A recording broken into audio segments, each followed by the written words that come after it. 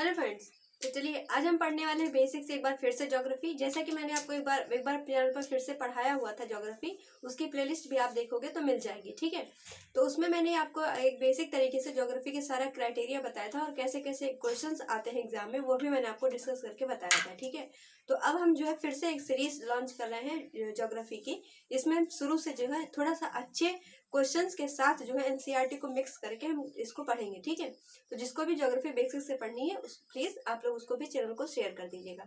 चलिए अब हम वीडियो स्टार्ट करते हैं। जैसा कि देखिए मैंने यहाँ पर लिख रखा है ज्योग्राफी।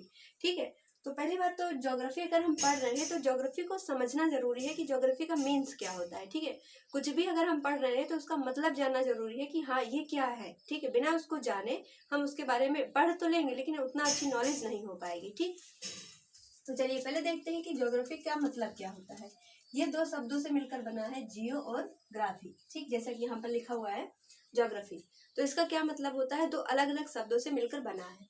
जियो का क्या मतलब है और इसमें ग्राफी का क्या मतलब है, दोनों का हमें अलग अलग मतलब पता होना चाहिए। ओके, तो जियो का मतलब यहाँ पर क्या होता है, अर्थ। अर्थ यानी कि पृथ्वी, यही तो होता है। और उसके बाद जियो के बाद क्या लिखा हुआ है, ग्राफी, किसी का ग्राफिक्स करना। ग्राफी मतलब किसी का, थोड़ा सा आइडिया लग रहा हो कि ग्राफिक्स से कुछ ऐसा जुड़ा हुआ है। तो ग्राफी का मतलब क्या होता है, राइटिंग। क्या मतलब होता है इसका, राइटिंग। ठीक है, ग्राफी का मतलब है राइटिंग, जियो का मतलब है क्या है, अर्थ। यानी कि जो ज्योग्राफी में होती है वो हम क्या करते हैं, उसमें अर्थ के बारे में पढ़ते हैं। ठीक है, अर्थ की स्टडी करते हैं। ठीक, पृथ्वी की स्टडी करते हैं, तो उसे हमने नाम दे दिया क्या, ज्योग्राफी। अब ये जो शब्द है जियोग्राफी, ये किससे बना हुआ है, किससे मिलकर बना हुआ है, इसको तो हमको मालूम होना चाहिए। ठीक है, तो ये एक जो है ये क्या है, ग्रीक शब्द है। आपसे ऐसे क्वेश्चन एग्जाम में पूछा जाता है कि जो है ये किस लैंग्वेज का शब्द है, तो ये ग्रीक भाषा का शब्द है। ठीक है, जैसे मैंने आपको बता दिया ज्योग्राफी का क्या अलग अलग मीनिंग हो गया, अर्थ और राइटिंग, यानी कि अर्थ के बारे में पढ़ना। यहाँ पर क्या हो जाएगा, पृथ्वी का अध्ययन। पृथ्वी के अध्ययन को ही हम क्या कहते हैं, ज्योग्राफी। हिंदी में इसको क्या कहते हैं, हिंदी में तो मालूम ही होगा क्या कहते हैं, भूगोल। ठीक है, तो अर्थ की स्टडी करना होता है ज्योग्राफी। अब अर्थ की स्टडी करने में क्या क्या चीजें आती हैं, जैसे कि उसमें क्या होता है कि नदियां आती हैं, पहाड़ आते हैं, पठार आते हैं, झीलें आती हैं, झीलों के अलग अलग टाइप आते हैं, ग्लेशियर्स होते हैं, और उसके बाद महासागर होते हैं, डीपेस्ट पॉइंट होता है, हाईएस्ट पॉइंट होता है, ऐसे सब चीजें। और यहाँ पर पृथ्वी पर जितने भी ह्यूमन्स रहते हैं उनके नेचर को पढ़ना। ठीक है, उस सभी को हम लोग ज्योग्राफी के अंदर पढ़ते हैं। ह्यूमन का सेटलमेंट क्या होता है, ह्यूमन सेटल, अगर ह्यूमन कोई सेटल हुआ है तो उसको सेटल होने के लिए क्या क्या बेसिक पॉइंट्स जो कि नीड है, उनको जरूरत है, वो सब चीजें क्या आती हैं, ज्योग्राफी के अंदर आती हैं। ठीक है, ये सभी चीजें ज्योग्राफी में आ जाती हैं। अब देख लेते हैं कि जो पृथ्वी है, अब पृथ्वी के बारे में थोड़ा पढ़ते हैं कि पृथ्वी क्या होती है। ठीक है, तो देखिए ये क्या है, हमने मान लिया कि क्या है, ये पृथ्वी है। पृथ्वी क्या होती है, गोल तो है नहीं, क्या है, ये किस आकार की होती है, इसका आकार। सबसे पहले तो हमें समझना है कि जो पृथ्वी है उसका आकार क्या होता है। आकार क्या होता है, जियोइड, यानी कि अंडाकार। ठीक है, पृथ्वी गोल नहीं है, आपको पहले बात तो ये ध्यान रखना है। बहुत से लोग कंफ्यूज हो जाते हैं कि पृथ्वी क्या है, गोल है, लेकिन क्या है, अंडाकार है। पृथ्वी कैसी है, अंडाकार है। ओके, ये बात जानने के बाद आपको ये जानना होता है पृथ्वी है कहाँ पर, यानी कि इसका प्लेस कहाँ पर है। हम पृथ्वी पर तो रहते हैं लेकिन पृथ्वी एक्चुअली में है कहाँ पर, इसकी पोजीशन क्या है, वो हमें नहीं मालूम होती है। ठीक है, तो पृथ्वी जो है वो कहाँ पर है, मिल्की वे। क्या है, मिल्की वे। ठीक है, अगर आपको बैकग्राउंड से या फिर अलग कोई कुछ आवाजें हैं तो उसको प्लीज इग्नोर करिएगा। ये क्या है, मिल्की वे में अर्थ है हमारी। ठीक है, ठीक, अब देखो अर्थ क्या है, यानी कि जो पृथ्वी है वो क्या है, ग्रह ही तो है। पृथ्वी क्या है, एक ग्रह है, यानी कि एक प्लैनेट है, यही तो होता है। ग्रह को इंग्लिश में क्या कहते हैं, प्लैनेट। तो प्लैनेट, ठीक, हमने कहा प्लैनेट। और जो मून होता है, यानी कि जो पृथ्वी है, पृथ्वी का एक अंतरिक्ष यानी उपग्रह होता है। उपग्रह होता है पृथ्वी का एक उपग्रह है जिसका नाम क्या है, मून।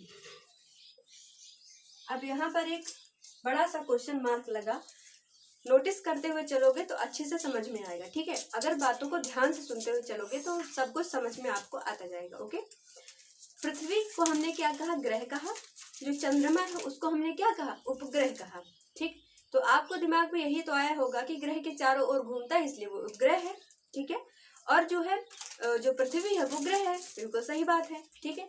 तो जो तारे होते हैं, अब इनमें डिफरेंस आपको समझना बहुत जरूरी है, ठीक है। ग्रह क्यों कहा जाता है प्लेनेट, यानी कि जो ग्रह है वो हम ग्रह क्यों कहते हैं, क्योंकि एक डिफरेंस होता है, ठीक है।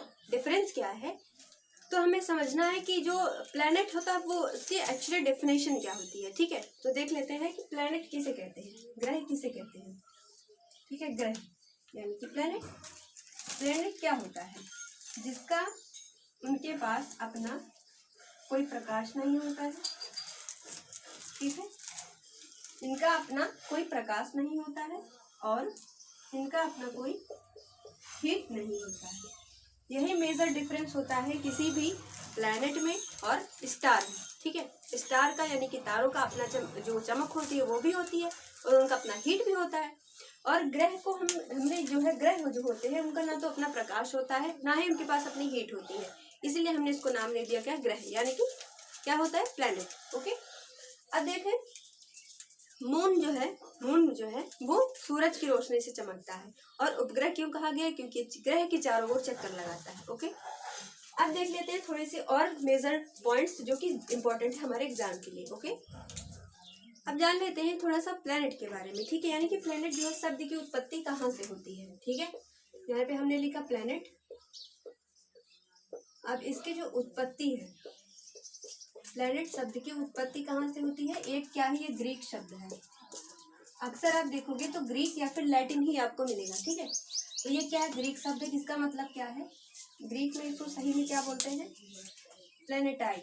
क्या बोलते हैं, प्लेनेटाई, प्लेनेटाई, ठीक है। ये क्या है, प्लेनेटाई है। और प्लेनेटाई का मतलब क्या होता है, वॉन्डरर्स। ये तो हो गया लैटिन ग्रीक वर्ड प्लेनेटाई, इसी से बना प्लेनेट। और प्लेनेटाई का क्या मतलब होता है, वॉन्डरर्स।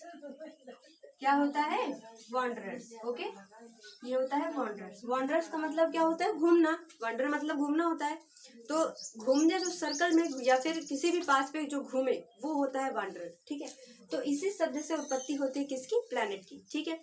अब देखो, अब जो पृथ्वी है, पृथ्वी के चारों ओर क्या होता है, सूर्य, वो जो चंद्रमा होता है वो क्या होता है, चक्कर लगाता है, ठीक।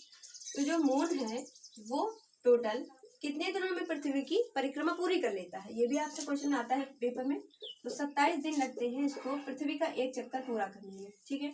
अब अगर जो पृथ्वी है वो सन की चारों तरफ कितने दिनों में पूरा कर लेती है, अपना जो सर्कल होता है वो 24 घंटे में अपनी एक्सिस पर, यानी कि अपने अक्ष पर घूम लेती है। और देखो, अब इसमें दो चीज अलग अलग डेफिनेशन यहाँ पर आएंगी, जैसे मैं यहाँ पर लिख दे रहा हूँ, दो शब्द कौन से हैं, एक तो होता है रोटेशन और एक होता है रिवोल्यूशन। अभी मैं आपको बताऊंगी कि रोटेशन और रिवोल्यूशन ये क्या होते हैं, ठीक है। रोटेशन और रिवोल्यूशन, ये दोनों, इन दोनों शब्दों में क्या अंतर होता है, ये आपसे पूछा जाता है कि रोटेशन किसे कहते हैं, या फिर आपसे पूछा जाएगा रिवोल्यूशन किसे कहते हैं, ठीक है।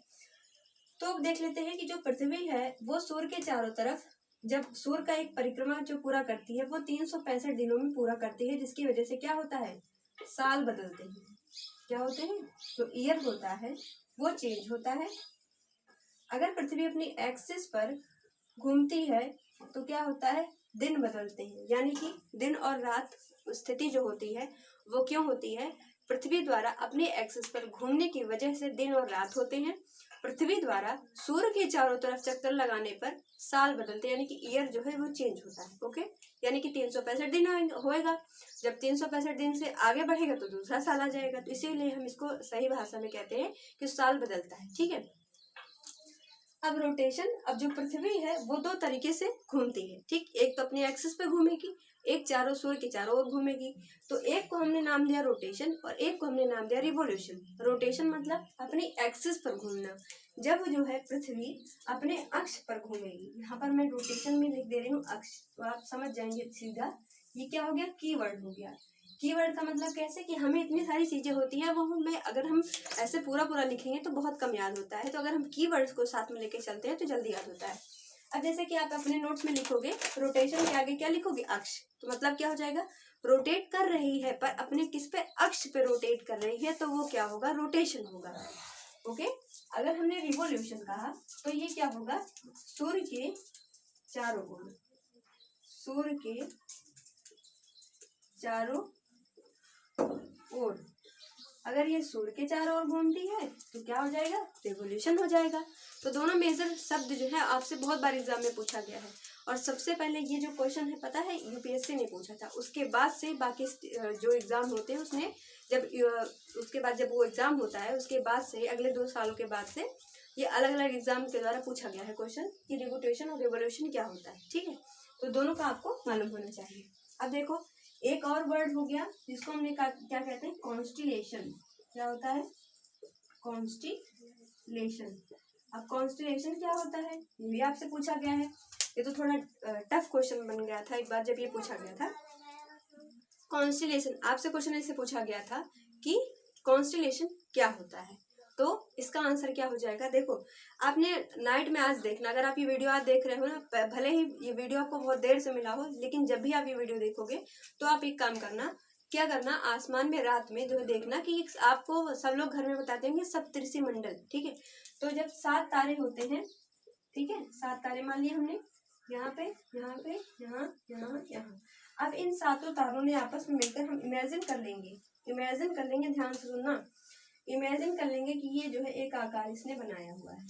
ठीक है, तो ये जो तारों के द्वारा जो इमेजिनरी लाइन से कोई आकार बनता है उसे हम कॉन्स्टिलेशन कहते हैं। ठीक है, ये आज जो है लेक्चर बहुत इंपॉर्टेंट लेक्चर है। ठीक है, अब ये जो कुछ शब्द हुए जो कि ग्रह से पूछे जाते हैं आपसे, वो मैंने यहाँ पर डिस्कस कर दिया। ओके, अब थोड़ा सा देखते हैं कि पृथ्वी की एक्चुअल पोजीशन है कहाँ पर।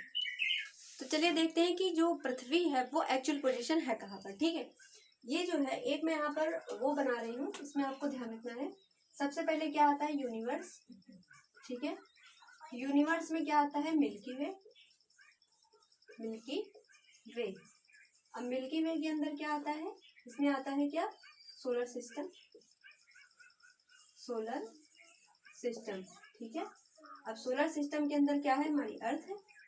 तो ये हायरार्की आपको मालूम होनी चाहिए कि पहले क्वेश्चन ऐसे आपसे पूछा जाता है, रीजनिंग वगैरह में भी ऐसे आता है क्वेश्चन कि ऐसे आपको वेन डायग्राम के थ्रू आपसे क्वेश्चन आता है, पूछा जाता है। ठीक है, तो आपसे पूछा जाता है कि जो हमारी पृथ्वी है वो कहाँ पर है, किस जो है किस जगह पर है, तो आपको उसमें अगर मिल्की वे का नाम दिखता है तो आप मिल्की वे आपके जो है आंसर टिक करेंगे। ठीक है, तो ये हायरार्की आपको साइड में याद रखनी है, जहां पर ये आप बनाना फिगर वहां पर साइड में ये बना लेना। ठीक है, अब देखो ये क्या है, सन है। ठीक है, ये क्या है, पृथ्वी है, सॉरी ये क्या है, सूरज है। अब सूर्य के बाद जो है आता है क्या है, ये बुध। ठीक है, यानी कि बुध को इंग्लिश में पहली बात तो क्या कर, हाँ ये बात भी ध्यान रखना कि सारे ग्रह के नाम आप इंग्लिश में याद रखो। ठीक है, क्योंकि इंग्लिश में याद करना बहुत इजी होता है। ठीक, अभी मैं उसका ट्रिक भी बताऊंगी कि आप एक अरेंज मैनर में यहाँ से लेकर सूर्य से लेकर लास्ट तक एक कैसे ट्रिक से याद कर सकते हो। लास्ट में हम ट्रिक भी देखेंगे। ओके, तो देखो ये क्या है, मरकरी, वेनस, अर्थ, मार्स, जुपिटर, सैटर्न, यूरेनस और नेपच्यून। ठीक है, तो देखो अब ये जो पृथ्वी है वो कहाँ पर है, यहाँ पर है, सोलर सिस्टम में है। अब आपसे क्वेश्चन ऐसे पूछा जाता है, अब देखो ये चारों ग्रह हैं जो यहाँ पर 1 2 3 4, ये चारों जो ग्रह हैं यहाँ पर मैं सॉरी ये जो चारों ग्रह हैं इनको कहा जाता है इनर प्लैनेट। क्या कहा जाता है, इनर प्लैनेट। पहनने वाला इनर मत समझ लीजिएगा, इनर प्लैनेट। ठीक है, और ये जो बाकी 4 बची वो क्या होता है, आउटर प्लैनेट, आउटर प्लैनेट। ये बाहरी ग्रह, ये अंदर के ग्रह। अब ये जो 4 ग्रह हैं, देखो यहाँ पर लिखा है मंगल और जुपिटर, यानी कि मार्स और जुपिटर, इन दोनों के बीच में एक बेल्ट होती है जिसको हम कहते हैं केपलर्स बेल्ट। क्या होता है, केपलर्स बेल्ट। कि आपसे क्वेश्चन आपसे एग्जाम में आता है कि केपलर्स बेल्ट कहाँ पर है, तो ये क्या है, पहले तो नाम लिख दें, केपलर बेल्ट, केपलर्स बेल्ट। ठीक है, आपसे क्वेश्चन ये एग्जाम में आता है कि केपलर बेल्ट कहाँ पर है, तो मार्स और जुपिटर इन दोनों ग्रहों के बीच में क्या है, केपलर्स बेल्ट। ओके, अब देखो क्वेश्चन ऐसा भी आता है कि पृथ्वी के पहले कौन से 2 ग्रह हैं, बुध और शुक्र हैं। ठीक है, पूछा जाता है कि जो कौन सा ऐसा ग्रह होता है, कौन सा ऐसा प्लेनेट होता है जो सबसे गर्म प्लैनेट होता है। तो आपके दिमाग में इस फिगर को यही देख के आएगा कि जो बुध है वो सबसे गर्म प्लैनेट है, यानी कि सबसे हॉट प्लैनेट है। क्यों? क्योंकि सूर्य के सबसे पास होगा तो गर्म भी होगा। जी बिल्कुल नहीं, अगर आप ऐसा सोच रहे हैं तो बिल्कुल आप गलत हैं। क्यों? अगर ये सूर्य के पास है तो इसके तुलना में ये जो है चक्कर जल्दी लगा लेगा, है ना? सही बात। क्या होगा कि जब अगर ये जो है यहाँ से देखो, यहाँ से देखो, अब अगर ये बुध है, ठीक है, तो ये सूर्य की जो शुक्र ग्रह है यानी कि वेनस है, वेनस के कंपैरिजन में ये जो मरकरी है वो जल्दी चक्कर लगा लेगा सूर्य का, ठीक, ये देर में लगाएगा, है ना? अगर ये जल्दी चक्कर लगा लेता है तो ये जल्दी जल्दी जल्दी जल्दी रोटेट करेगा, तो गर्म कहाँ हुआ फिर? तो अगर ये इसकी कंपैरिजन में ये ज़्यादा धीरे धीरे अगर चक्कर लगा रहा है तो सबसे ज़्यादा हीट किसको मिली? किसको मिली? वेनस को मिली। तो इसीलिए कहा जाता है कि सबसे चमकीला ग्रह भी यही है और सबसे गर्म ग्रह भी यही है। लाल ग्रह किसको कहते हैं? मंगल को कहते हैं। मिशन मंगल भी लॉन्च किया गया था, आपको ये भी मालूम होगा, ठीक। अब देखो कुछ ऐसे पॉइंट जो कि हमारे इंपॉर्टेंट में आते हैं, एग्जाम में आता है इंपॉर्टेंट पॉइंट। पृथ्वी की जुड़वा बहन किसको कहा जाता है? ट्विंस। क्या ऐसे क्वेश्चन आपका आता है कि पृथ्वी की जुड़वा बहन किस ग्रह को कहते हैं? तो किसको कहते हैं? वेनस को कहते हैं। क्यों? जैसा इसका एनवायरनमेंट है ऐसा भी इसका एनवायरनमेंट है, ठीक। हमने इसको इनर प्लैनेट, इसको आउटर प्लैनेट ये क्यों कहा? इसका भी कारण है। ये जो अंदर के 4 ग्रह हैं यानी कि जिनको हमने इनर प्लैनेट का नाम दिया है, ये जो है गैस से नहीं बने हुए हैं, ठीक है। इनके अंदर क्या है कि बहुत सारे मटेरियल्स वगैरह हैं, मिनरल्स हैं, मटेरियल है बहुत सारा, इससे ये मिलकर बना हुआ है, तो इसको हमने इनर प्लैनेट कहा, ठीक। आउटर प्लैनेट क्यों कहा इसको? क्योंकि ये गैस से बने हुए हैं, इसमें गैस की मात्रा ज़्यादा है, ठीक है, तो इसे आउटर प्लैनेट हो गया। अब एक क्वेश्चन और आता है कि कौन सा ऐसा ग्रह है जिसके चारों तरफ रिंग बनी हुई है, गैसों की रिंग बनी हुई है, तो वो क्या है? सैटर्न, ठीक। आपसे ऐसे क्वेश्चन पूछा जाता है। तो आज हमने डिस्कस किया कि पृथ्वी की पोजीशन, एक्चुअल पोजीशन कहाँ पर है, ज्योग्राफी की उत्पत्ति कहाँ से हुई, ज्योग्राफी का मतलब क्या होता है, प्लैनेट का क्या मतलब होता है, किस तरीके से प्लैनेट और तारे या फिर हम सन कह सकते हैं इससे अलग होता है, प्लैनेट क्यों कहा जाता है, इसको हमने जाना। और अब देखो मैंने यहाँ पर एक हायरार्की भी बताई। अब हम जान लेते हैं कि ट्रिक क्या है, कि इनको हम कैसे एक तरीके से एक सीरियल वाइज से कैसे हम लर्न करेंगे। ओके, तो पहले आप इतना नोट कर लीजिए। तो चलिए देख लेते हैं कि ट्रिक क्या है, ठीक है। ये क्या है? My valuable earnings make job seem useful and nice, ठीक है। तो ये कोटेशन है, कोटेशन को आप याद रखेंगे, जिससे क्या होगा, जो मैंने यहाँ पर कलर से हाईलाइट किया हुआ है, जो यहाँ पर डार्क कलर से लिखा है, ये एक सीरियल वाइज, ठीक है। देखो कैसे, मरकरी, वेनस, अर्थ, मार्स, जुपिटर, सैटर्न, यूरेनस और नेपच्यून, तो ठीक है। तो ऐसे हायरार्की आपको याद रखनी है, क्योंकि आपको अरेंज करने के लिए पेपर में पूछता है, जैसे कि आगे की 4 अरेंज करने के लिए हो सकता है पूछ ले, या नीचे के लास्ट के अरेंज करने के लिए पूछ सकता है। तो ये जो हायरार्की है वो आपको याद रखनी है, ठीक है। आप इसका अच्छे से स्क्रीनशॉट ले लीजिएगा और अच्छे से इसको लर्न भी कर लीजिएगा, ठीक। तो आज जो है बस इतना ही रखेंगे। अब जो है कल का जो लेक्चर होगा, कल के लेक्चर में हम क्या पढ़ेंगे, जो पृथ्वी का लेटीट्यूड और लॉन्गिट्यूड है उसके बारे में थोड़ा सा नॉलेज लेंगे, ठीक है, कि अगर हम पृथ्वी पर आ गए तो हमें कैसे कैसे क्या चीज़ जो है उसमें डिकोड करनी है। चलिए अब मिलते हैं अगले लेक्चर में, तब तक के लिए थैंक यू।